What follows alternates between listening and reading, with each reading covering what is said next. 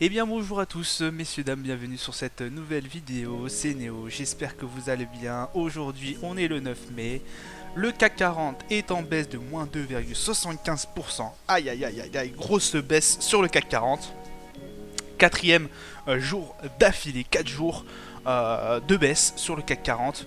On n'est pas comme le Nasdaq, parce que le Nasdaq lui plonge, il plonge. Alors là, vous le voyez à 2,57, mais il y a à peine 10 minutes, il était à moins 3% et il a déjà pété moins 3,5% et rien que sur cette journée.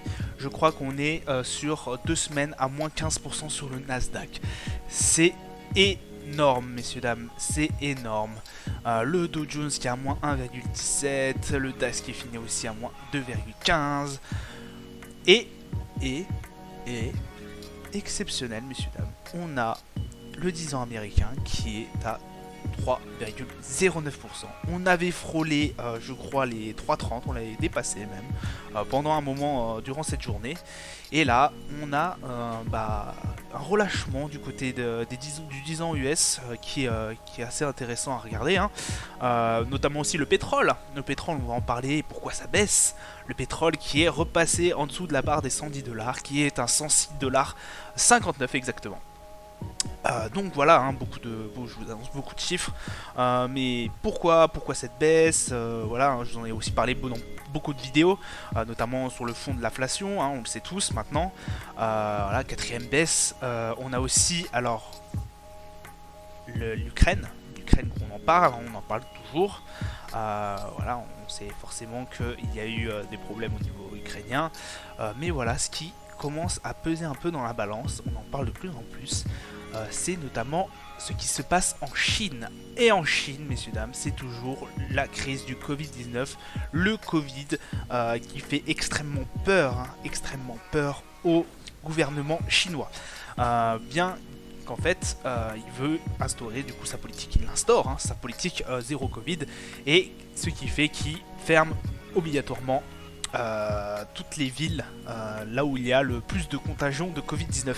Et quand il ferme les villes, quand il fait sa politique de zéro Covid, c'est extrêmement rigoureux. On a tous les images en tête de ce qui se passe à Shanghai, des habitants qui sont confinés de force, même qui sont confinés dans des endroits, qui sont parqués dans des endroits tenus par justement les gouvernements, le gouvernement, voilà, de force. Il y a aussi très peu de nourriture qui sont distribuées aux villageois.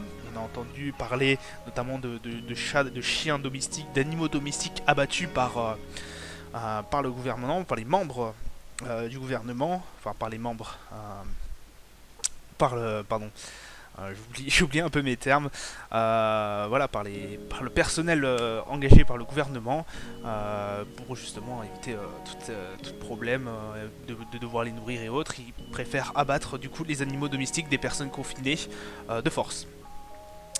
Donc voilà, on a une politique zéro Covid. Alors pourquoi, vous me direz, pourquoi ils n'ont pas eu, pourquoi il y a une aussi forte politique de Covid zéro. Il y a notamment au fait que les vaccins prodigués en Europe ne convient pas au modèle chinois, et du coup pour le gouvernement chinois, proposer des vaccins européens notamment à sa population serait un acte un peu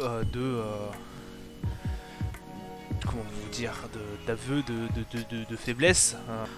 Donc voilà, une politique très dure, très dure, et qui forcément fait patiner les résultats chinois, et notamment aussi le fait des exportations chinoises. Donc ça endommage énormément l'économie mondiale qui est extrêmement impactée par cette crise Covid qui est menée par Pékin. Selon les résultats économiques qu'on a eu, la balance commerciale, voilà, reste à 51 milliards, 12. On s'attendait à 50 milliards et quelques. On arrive à aller un peu limiter les dégâts, mais que va-t-il se passer? Voilà, on a bien vu que ça pourrait s'intensifier, et que surtout, ça pourrait durer un certain moment, hein. Si la Chine décide toujours de mener sa politique zéro Covid, ça peut durer un certain moment. On sait que aussi le gouvernement chinois est très entêté, hein, et surtout sur ce genre d'action. Bon, voilà, ça va être compliqué. Voilà, l'export chinois qui du coup est extrêmement ralenti, hein. Donc ça fait un peu flamber les prix. En Chine, les exportations ont augmenté de 3,9% sur un an en avril, soit le rythme le plus faible depuis juin 2020, depuis la crise Covid, tandis que les importations ont stagné sur le fond de la paralysie de l'économie liée au durcissement des restrictions sanitaires de Shanghai. Pékin a également frappé par le durcissement des sanctions, des restrictions sanitaires. Donc voilà, ça c'était un peu ce qui menace un peu l'économie aussi actuelle, hein. On a bien évidemment le fond de l'inflation, hein, la Fed, tout le monde s'était réjoui mercredi puisque Jérôme Powell n'avait annoncé que 50 points de base de le relevé des taux, mais très vite on s'est aperçu que si l'inflation n'était pas enrayée, hein, très vite, il allait avoir de grosses conséquences et que Jérôme Powell n'hésiterait pas, selon plusieurs sources, à augmenter de 75 points de base, hein. Donc ça pourrait être beaucoup plus fort que ce qu'on espérait. Donc voilà ce qui fait un peu chuter les marchés, hein, à l'heure actuelle, hein. On voit bien, hein. Et surtout aussi, hein, les valeurs refuges qu'on croyait, hein, les valeurs du digital, hein, telles que de la technologie, on se retrouve un peu dans la tempête, puisque effectivement Meta, tout ce qui est Google, tout ce qui est Google Alphabet, pardon, ça commence à patiner un peu. Donc on va se retourner vers des on sait plus trop vers où se tourner. Les investisseurs ont un peu du mal à se voir l'avenir en fait un peu plus sereinement. Donc ce qui est un contexte extrêmement difficile sur les marchés. On a entendu parler aussi qui serait potentiellement une entreprise à valoir dans le temps, hein, parce que on a aussi Total Energy qui elle a patiné aujourd'hui certes, mais qui sur le début de l'année fait plus 10%, donc peut être très intéressant à regarder dans ses stocks, à avoir dans ses stocks, pardon. On a aussi extrêmement intéressant, hein, on regarde aussi dans les plus fortes baisses du CAC 40, on a notamment alors il est où je suis bête, j'aurais pu, voilà. Kering qui fait moins 3,37%, et Kering qui subit de plein fouet aussi du coup on va reparler de la Chine, hein, mais qui subit aussi l'impact chinois, hein. Et puis du coup LVMH aussi, puisque on sait que énormément de leur trimestre, hein, ils ont fait des super bons résultats, mais on sait aussi que fortement impacté par la clientèle chinoise, ces résultats là peuvent être aussi coupés, on va dire tranchés, et du coup amputer de leurs bons résultats. Les valeurs fortement boursières chutent, hein, ça va de soi, je vous y apprends rien. Donc Total aussi qui perd un peu, hein, puisque effectivement sous fond de problèmes chinois, de Covid, le pétrole lui chute aussi, donc du coup Total, comme il vend aussi un peu de pétrole, il baisse un peu au niveau boursier. Mais ça reste toujours, à mon sens, une valeur qui serait intéressante, surtout qui balance pas mal de dividendes, donc vraiment une valeur assez intéressante à garder dans son portefeuille. Ouais, je vous ai fait un petit débrief. C'est pour ça aussi que notamment le pétrole perd 4,93% aujourd'hui. Ce que je voulais revenir aussi, donc du coup la balance commerciale qui a été c'est bonne, hein, mais bon voilà, les importations ont été plus fortes, et les exportations ont un peu stagné et les importations n'ont pas bougé. Oui, les exportations ont un peu augmenté, mais les importations ont un peu stagné. Voilà. Pour demain, on a l'indice You, l'indice du ressentiment, ressentiment au niveau allemand. Ce qu'on va avoir entre mercredi, on va avoir deux grosses annonces, c'est le taux d'inflation de base annuel qui doit être de 6% aux États-Unis, et taux d'inflation annuel, voilà.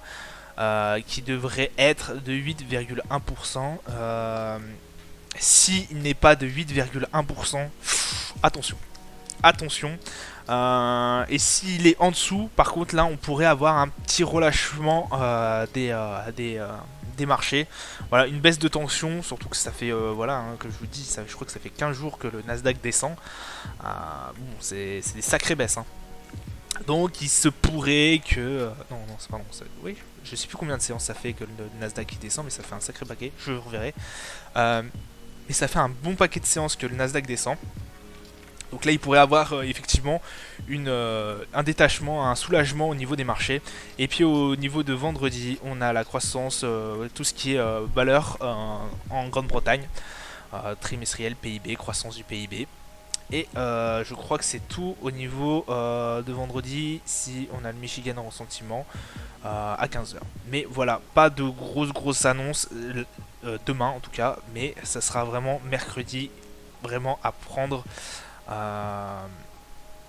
Ouais, c'est mercredi. Hein. Ouais, mercredi, ce sera vraiment à prendre. Ça sera une séance très importante, messieurs dames. Faites très attention.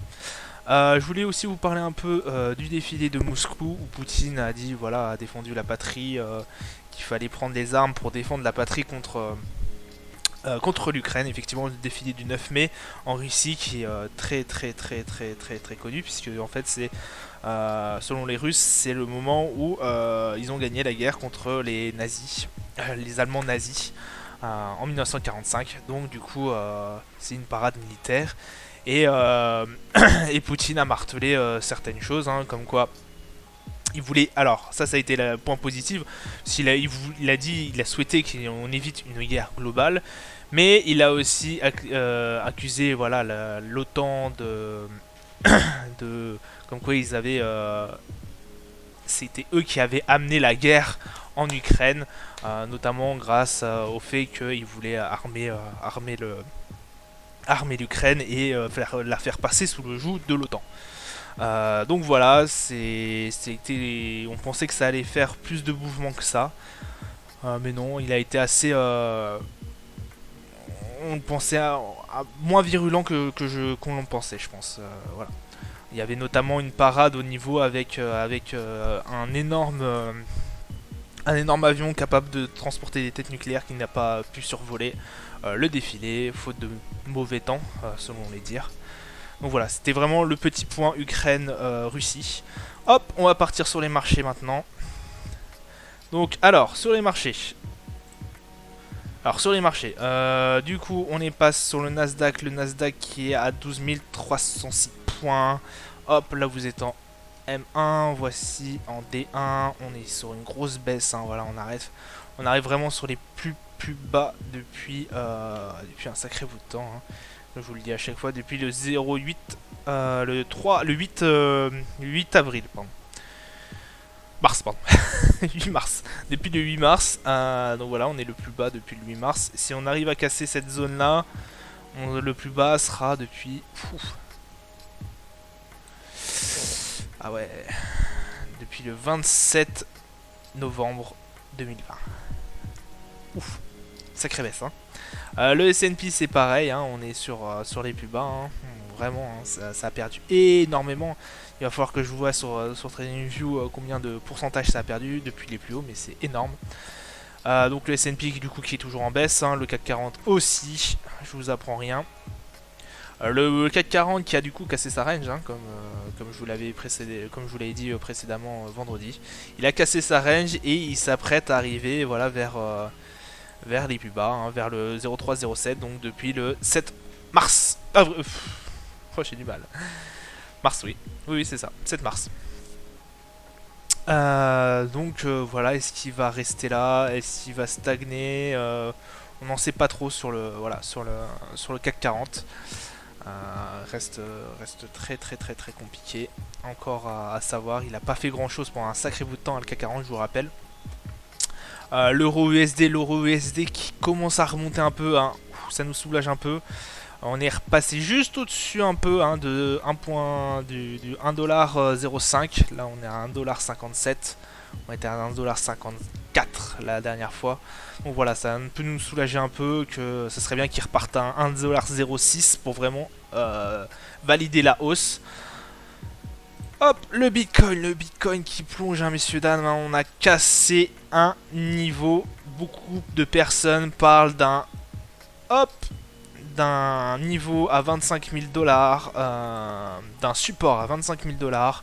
Comme je vous l'avais dit sur la dernière vidéo, moi j'étais plutôt parti sur un Bitcoin. Le gros support est environ sous les coups des 20 000 dollars. Donc, question crypto-monnaie un peu compliquée. Juste un petit tour sur le gold qui baisse aussi étonnamment, hein. Étonnamment, le gold a cassé sa range par le bas. Effectivement, puisque normalement le gold est une valeur refuge. Pendant un certain temps, il n'a rien fait d'ailleurs. On avait juste vu une petite augmentation au niveau de ce qui s'était passé au niveau russe, le conflit en Ukraine. Mais voilà, hein, le gold qui a cassé sa range par le bas.